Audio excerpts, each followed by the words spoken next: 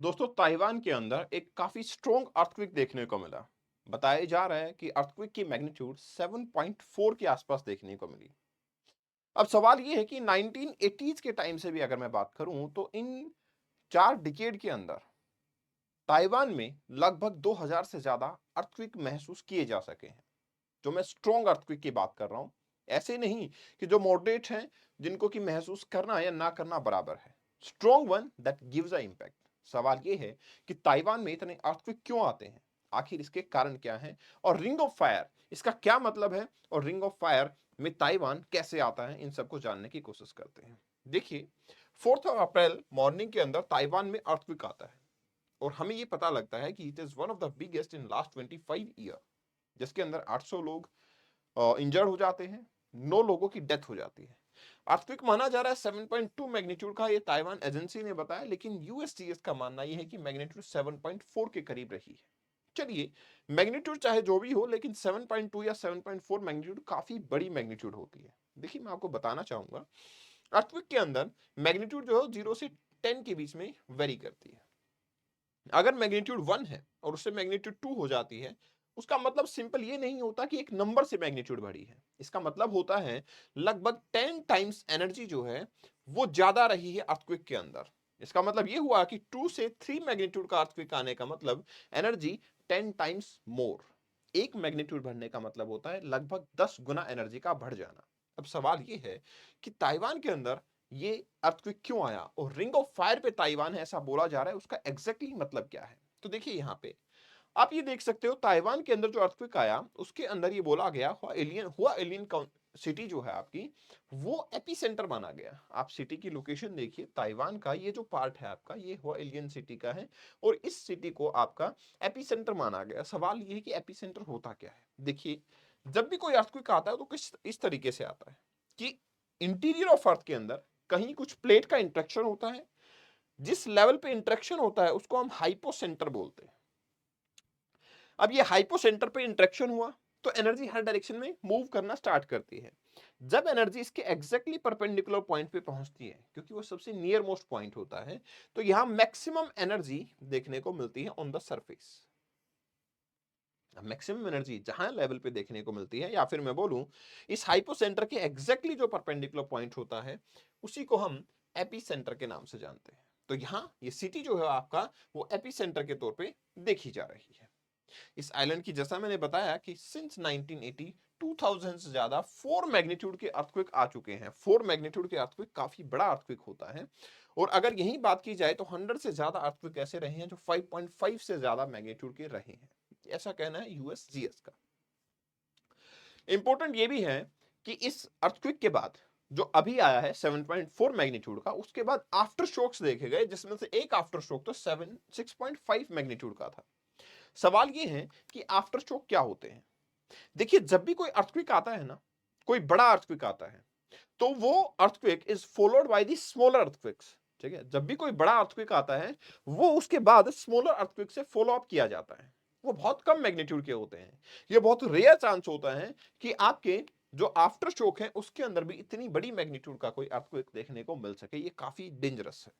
अब इंपॉर्टेंट ये है कि जो आपका ये रिंग ऑफ फायर है, जिसमें मैं बार बार बोल रहा हूं कि ताइवान रिंग ऑफ फायर पे है, Taiwan ring of fire. Ring of fire का मतलब क्या है? देखिए, फायर का मतलब तो something related to volcanic corruption हम कह सकते हैं, अगर हम प्लेट टेक्टोनिक थ्योरी की बात करते हैं। तो जी हाँ, देखिए, आपका जो पैसिफिक ओशियन है ना, इसके सराउंडिंग का एरिया, यहाँ पे मैक्सिमम वोल्केनिक करप्शन होता है वर्ल्ड का।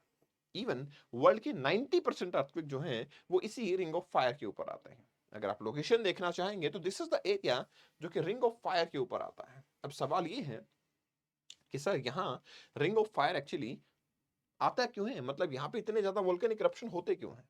उसके लिए आपको समझना होगा कि देखिए, जो वर्ल्ड है वो काफी सारी प्लेट्स में डिवाइडेड है। छोटी छोटी प्लेट्स हैं जिसके अंदर की आपका वर्ल्ड जो है वो डिवाइडेड है। किस टाइप की प्लेट्स है, प्लेट्स कैसे बनी है, उसके लिए आप यहां देखिए। देखिए, इनिशियली जो अर्थ का क्रस्ट वाला पार्ट है ना, आउटर पार्ट, वहां से जहां जहां पे वोल्केनिक इरप्शन हुआ, जो भी आपके वीक पार्ट थे वहां से वोल्केनिक इरप्शन हुआ, और इस तरीके से अर्थ अलग अलग प्लेट्स के अंदर डिवाइड हो गई। एंड दैट्स व्हाई हम वर्ल्ड के अंदर बहुत सारी मेजर और माइनर प्लेट्स देखते हैं।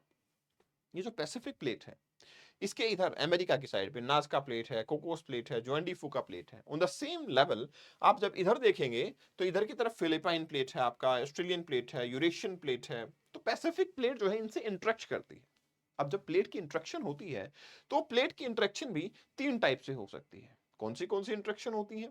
इट मे बी पॉसिबल कि दो प्लेट एक दूसरे के अंदर कन्वर्ज कर रही हो, एक कन्वर्जेंट मोशन हो सकता है।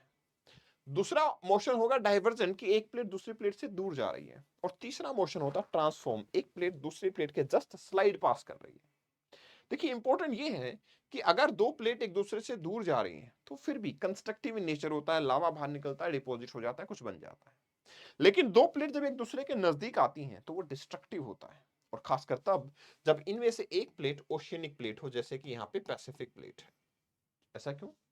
ऐसा इसलिए क्योंकि जो पैसिफिक प्लेट होती है ना, वो पैसिफिक प्लेट हैवी है। ओशियनिक प्लेट हमेशा ही हैवी होती है क्योंकि वो सीमा की बनी होती है। और heavy plate always get subduct under the lighter plate. हल्की प्लेट के नीचे हमेशा वो सबडक्ट होती है। जब सबडक्ट होती है तो वो plate reach to the asthenosphere. ठीक है, this plate reach to the asthenosphere. ये प्लेट एस्थेनोस्फेयर तक पहुंचती है।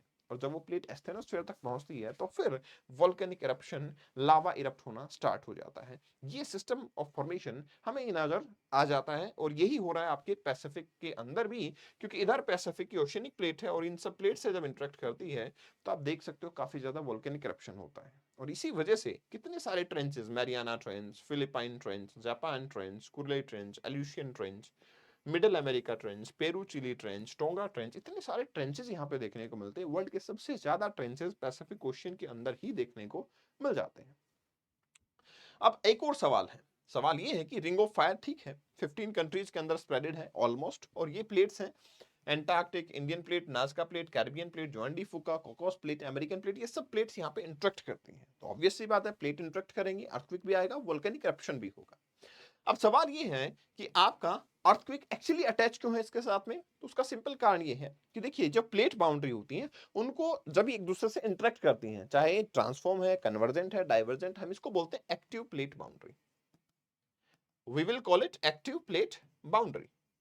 ये जो एक्टिव प्लेट बाउंड्रीज होती है ना, इनके अंदर आउटकम ये होता है कि आपकी प्लेट्स जो है वो डेफिनेटली मूव करती हैं। And some time because of the rough surface they have, because of the rough surface they have, when they start interacting with each other, when they start rubbing with each other, उस rubbing की वजह से कुछ irregular part जो हैं वो stuck हो जाते हैं एक दूसरे में।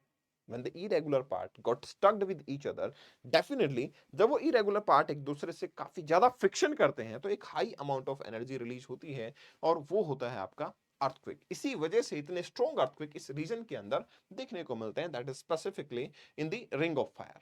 तो मतलब हुआ ये कि जब दो प्लेट एक दूसरे के पास आएंगी, and if one of them is oceanic plate, subduction will happen, and because of this subduction large volcanic eruption will bound to happen. और लार्ज वोल्केनिक इरप्शन की वजह से हमें ये देखने को मिलता है कि आपके डीप ट्रेंचेस बनते हैं, आपके अर्थक्वेक आते हैं, एंड दैट्स द रीजन कि रिंग ऑफ फायर में काफी ज्यादा अर्थक्वेक्स देखने को मिलते हैं। वर्ल्ड के 90% अर्थक्वेक जो है वो रिंग ऑफ फायर के अंदर ही आते हैं। इसी वजह से 1980 से अगर बात की जाए, 4 मैग्नीट्यूड से ज्यादा के भी 2000 अर्थक्वेक ताइवान के अंदर अकेले आ चुके हैं। So I hope so you understood this, और इस सेशन की पीडीएफ को आप कपिल भारद्वाज फॉर यू से डाउनलोड करेंगे, and this is my insta handle, you can follow me here. Thank you very much, all the best.